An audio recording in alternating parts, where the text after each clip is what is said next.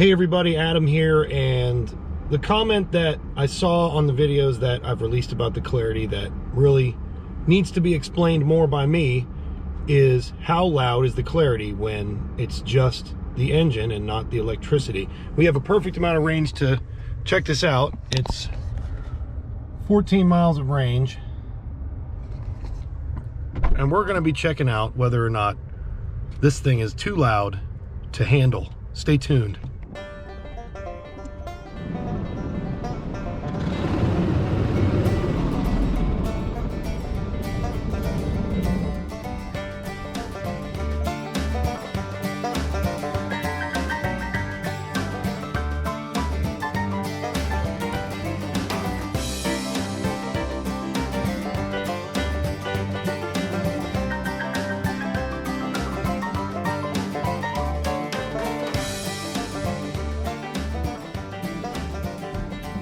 Okay, so we are pulling out of the car wash, and I'm gonna wipe my windshield, which probably wasn't a great idea. But we are headed to my parents' house, and we're gonna go out a country road, I guess is what most folks would call it that aren't from this area, and the Kingwood Pike is what everyone else around here would call it. And it's a very infamous road, known for very twisty turns and very steep hills and very terrible weather in the wintertime. So as we travel, I looked through some of the comments on the videos that I've released about the Clarity, and I'd like to address some of the ones that I can definitely answer for you, or maybe some of the ones that I can't. And we'll have Connie actually ask some of those questions. Why don't you read the first one? Did you buy the Clarity locally? I did. I bought the Clarity in 2018. It was the second of 3 total that my dealership got. It's I-79 Honda here in Morgantown. It is the 4th vehicle I've bought and the 5th vehicle my family has purchased total from that dealership. They've always done us very well, and thankfully with the Clarity I don't have to visit them very often because it's an electric car. All I had to do so far was the range update, and I also had to replace the AC coil because of a recall. Both were recalls, both were free of charge. So total charge from the dealership, absolutely 0. Total visits, 2. You cannot get one from a dealership locally without ordering it. I have seen people comment that you can't get one anymore unless you're in California. That is untrue. I'm sure if you go to a Honda dealership anywhere and you tell them you want a Clarity and you won't buy anything else, they will give you a Clarity. So I hope that answers that question. Did I buy it locally? The answer is yes. What else? Do you know what it will tow? I do not know the towing capacity of this car. I've never thought to tow anything. I would assume it would drastically inhibit the electric range as well as the performance. And I just don't think it's the right vehicle for that. I'm not telling anybody that they shouldn't try to tow anything, but I do not have any idea what this vehicle will tow.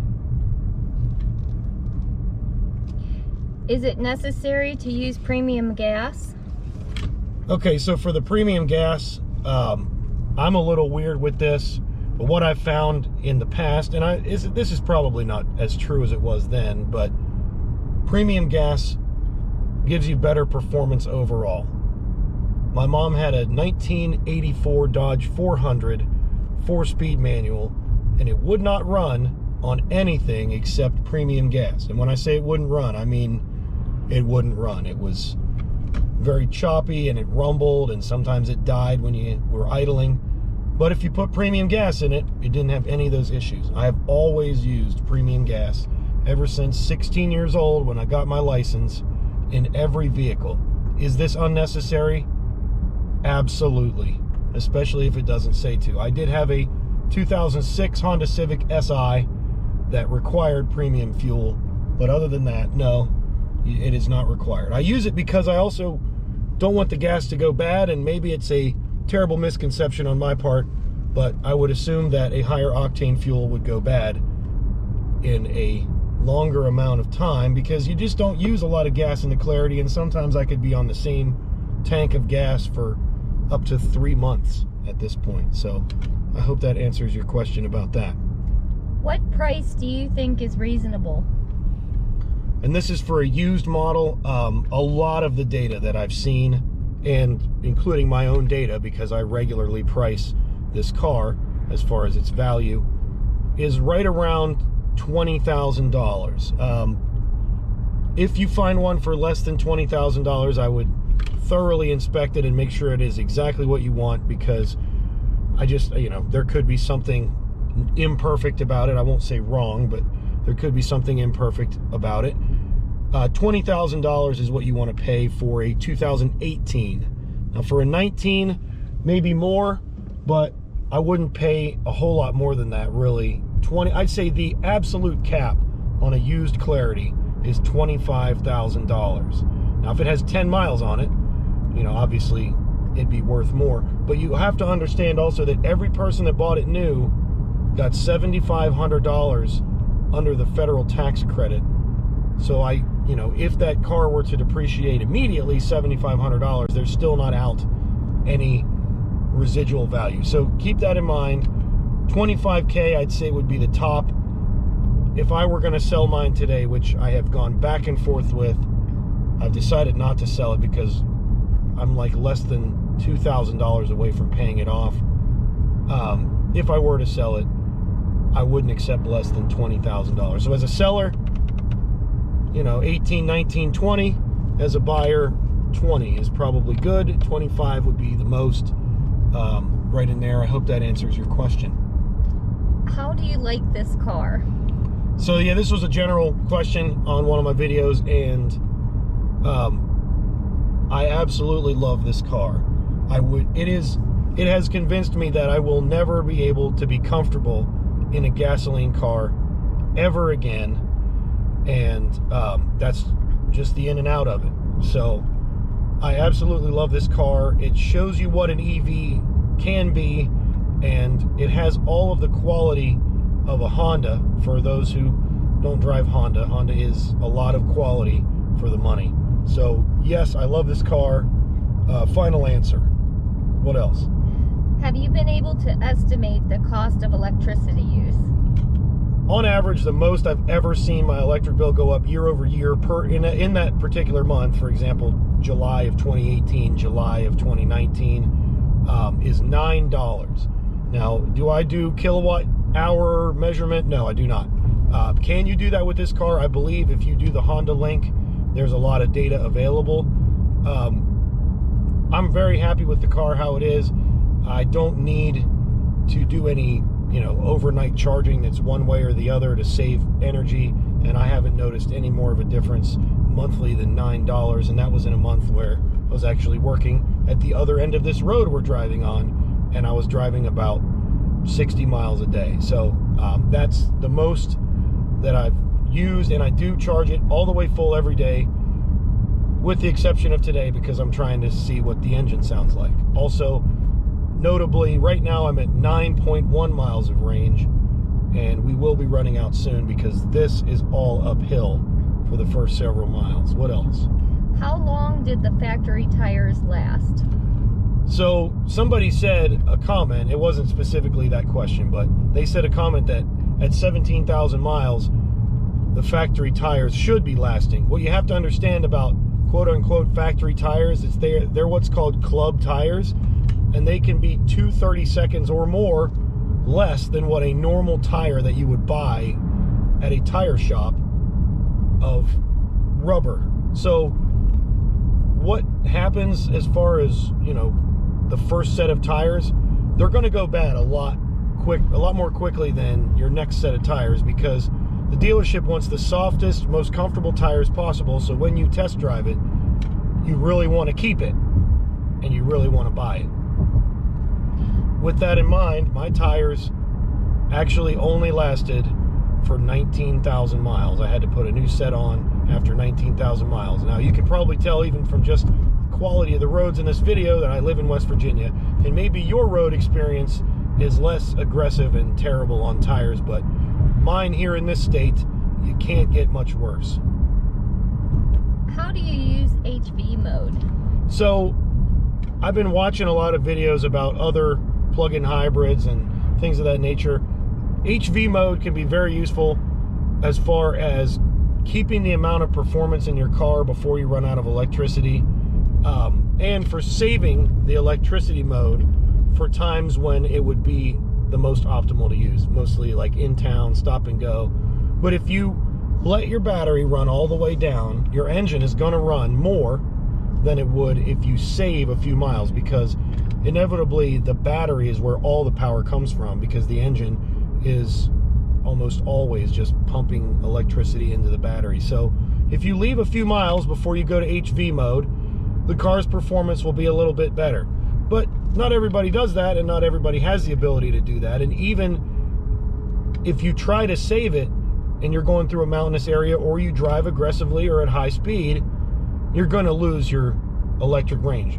So today we're going to find out what the difference is in sound as far as, electric and being out of electricity. So HV mode is used for highways, and it can also be used for preserving performance, and really that's it, and saving electricity for in-town driving as opposed to highway. How is the cabin noise, good or bad? So what you're dealing with here is a Honda, and the Tesla Model Y that I drove, it was an SUV, and I've driven other SUVs. Cabin noise was really good for an SUV in the Tesla Model Y, but you really can't beat the cabin noise in this car. I'm having this conversation right now while we're driving, and you may be able to hear some, but my camera's directly up against the windshield pretty much, and cabin noise is fairly low.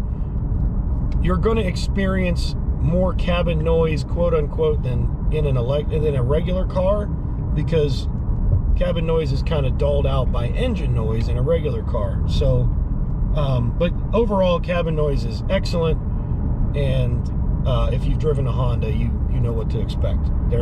It's not a Mercedes SL 500, but it is definitely low as far as cabin noise. Is there a big difference in economy at higher speed? So what I have read, I have not taken this car at high speed. I do not drive this car at high speed. What I have read is that gas mileage at 65 or 60 miles an hour is somewhere around 50 miles per gallon, 45, 48, 50. But if you set the cruise at 80, you're probably going to be experiencing somewhere around 30 miles per gallon. It's a small engine, and even though it's not powering directly the wheels unless you ask it to in sport mode, which I've probably opened up another can of worms right there, really it still has to power the entire car. So this little 1.5 liter is not going to kick ass and take names as far as performance at 80 miles an hour for the biggest Honda as far as a car. So there you have it. You're going to have lower mileage at higher speed.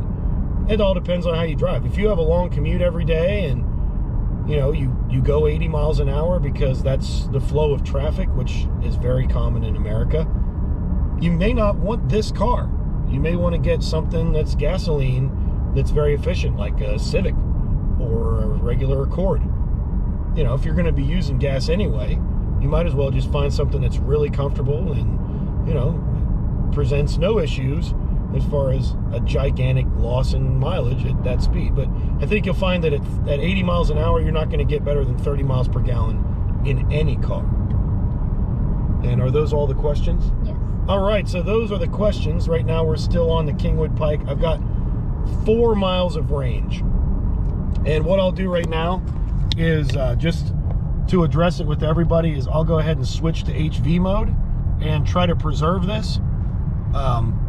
So now immediately the engine is on, and we're gonna kind of experiment with how much more noise that's gonna generate. Now obviously, because I still have some range, it won't generate a lot yet, but the engine is on, and we're gonna see exactly how this whole engine thing is affected. We'll check back in here in a minute, and I'll just slap this camera right back on the dash.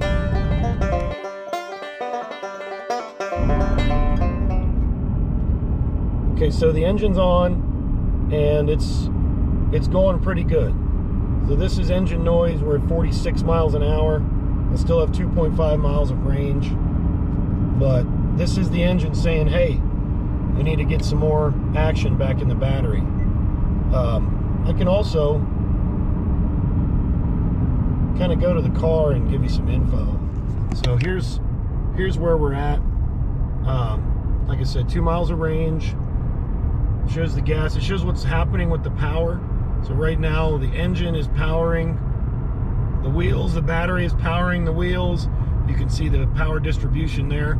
Now it looks to me like the battery's not doing any work. You see it's back and forth. So this is when the car is doing the most computer intensive kind of maintenance going on. The Clarity is designed so the average car owner can just hop in and kind of drive an EV,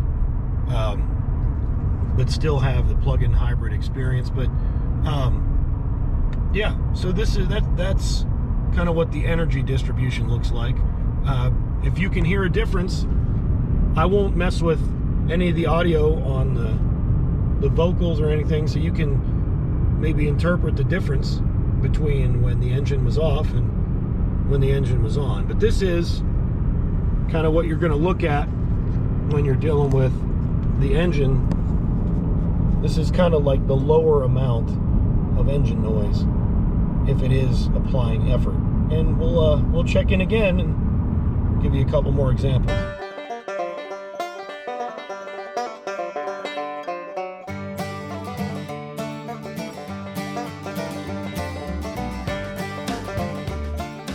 Alright, so we are in Reedsville on the way to Arthurdale, and you do not want to speed in these little towns.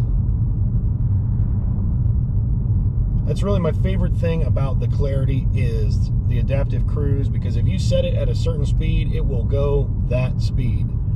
Unlike some of the other Honda vehicles that do not brake for you, because this thing has regen braking, it can go ahead and use the motor to slow the car down, and what you end up with is a great way to maintain an exact speed all the way down to 25 miles an hour. So if you are a button presser and you like to be lazy with the feet, this is a great way to do it with your Honda Clarity. I am lazy with the feet, and I love to use my adaptive cruise. For example, right now I'm going 28. I can hit set at 28 and then use my button here to hold for 5 miles an hour at a time, go up to 35, and then additionally to 40. We are almost to Arthurdale Heritage. We'll stop in, and there's your Arthurdale sign. Welcome to Arthurdale. And we'll give you a little tour. All right, here we are at Arthurdale Heritage. We'll just take a quick spin. Here's your main building. If you do stop by, make sure you check out the craft shop. They have locally owned stuff, and it obviously supports the Arthurdale community. They have a wonderful event center you can rent out. You can also take a tour. Check it out anytime. ArthurdaleHeritage.org. And Arthurdale was a town created with the help of Eleanor Roosevelt during the New Deal. But who says you can't learn something about history and also learn something about electric cars on the same video? We're heading to Mom's house. We'll check in afterwards. We are leaving my mom's house, and I warmed up the car, which means now we have 0 range and just a little bit of EV mode there. That's the blue line. Obviously it is dark now, and the scenery won't be as cool, but we're testing sound. Off we go. Now remember, you guys can help me out. If you have experience with the car being really loud, please let me know. I'm not going to tell you that the car isn't loud. It does get loud, especially in between stoplights when you're out of electricity, and maybe we'll get to experience that here later. But for now, we're doing 39 miles an hour in the dark and not much to report. Every model of the Clarity has LED headlights.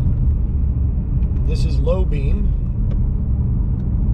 That's high beam. Your range on the dial, as far as electric range, can vary a ton depending on how you drive, where you're driving, what speed you drove yesterday, what the temperature of the batteries are, and a whole myriad of other factors.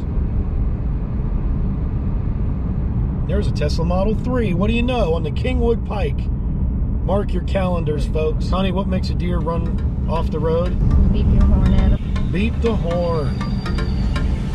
She taught me that. I had no idea.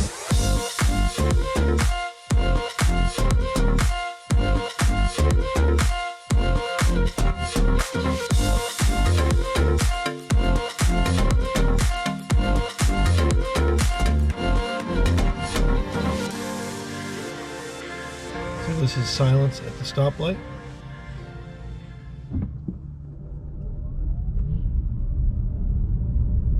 If you guys have any questions about the Honda Clarity or how it runs or what it does, please ask me in the comments. I read all your comments, and if it's a relevant question, I try to respond to all of them too.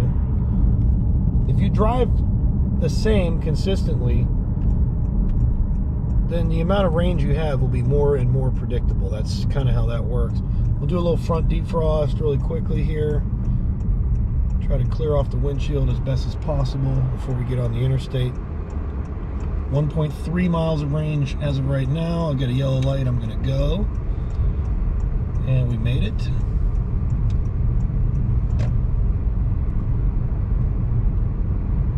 All right, so the big test today is gonna be interstate.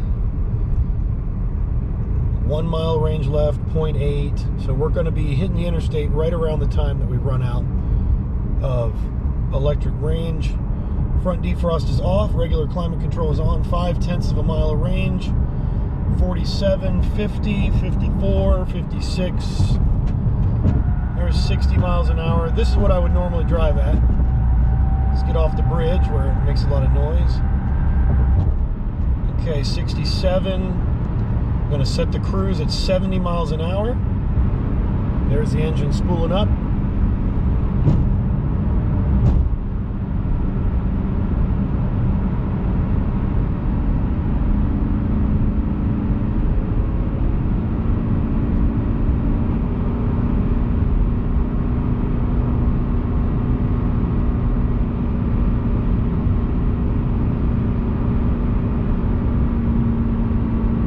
It's got some volume to it.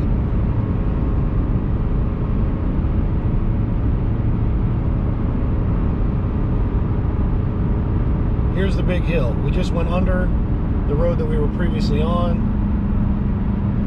Here's the big hill up to exit 1. By the way, exit 1 on I-68 is where the Tesla supercharger is, if you're looking for where we're at right now. 68 miles an hour.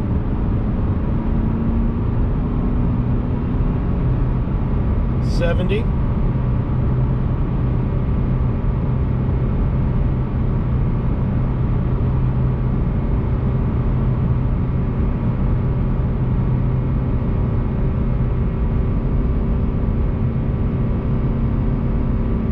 That's pretty loud.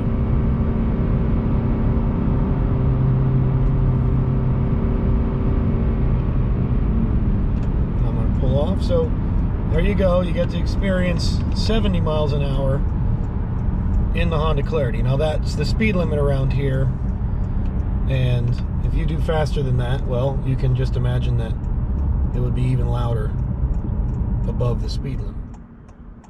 Green light for myself.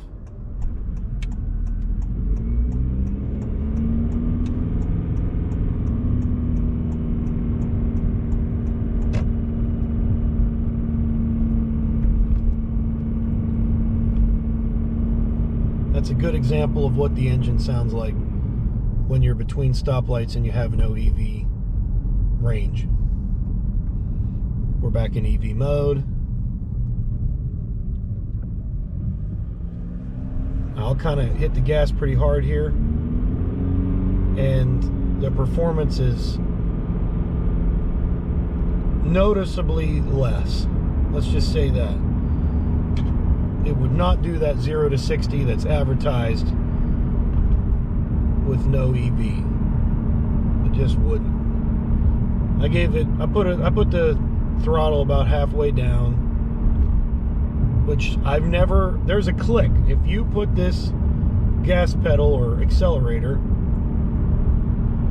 far enough down, there's going to be a click and it will immediately engage the engine, regardless of what your range is or how much modes or anything. It's just if you push it, it'll give it to you. I have never engaged that mode, ever. So there is a really good chance that you are a less conservative driver than I am, because I am very, very conservative when it comes to driving. In this car, we're going to be downhill mostly the rest of the way home, so I'm going to cruise in EV mode. I'm taking advantage of my paddles to invoke a little bit of regen braking and slow the car. Let me know down below what I can do to help. If you like this video, I genuinely appreciate a like. And if you are interested in the Honda Clarity, I will continue to release videos on it. So a subscription would be helpful for you if you'd like to learn more. Until next time,